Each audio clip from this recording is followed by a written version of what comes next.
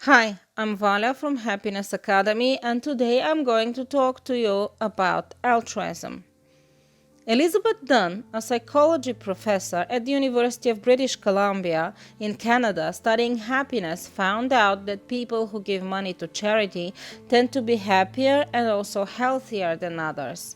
Similar results have been reached in Canada and Uganda, two hugely different countries in terms of income and culture. People who donate money to charity are happier in poor and rich countries alike, said Elizabeth Dunn. And you don't have to have a lot to experience the emotional benefits of giving. Besides the link between happiness and altruism, Dunn said her more recent research suggests giving money away can tangibly improve one's own health.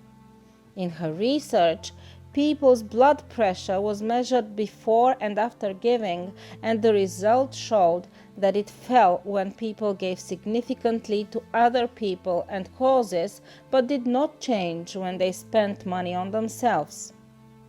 The extent to which people care about a cause is also very important. So, donate to a charity cause or campaign that you really care about.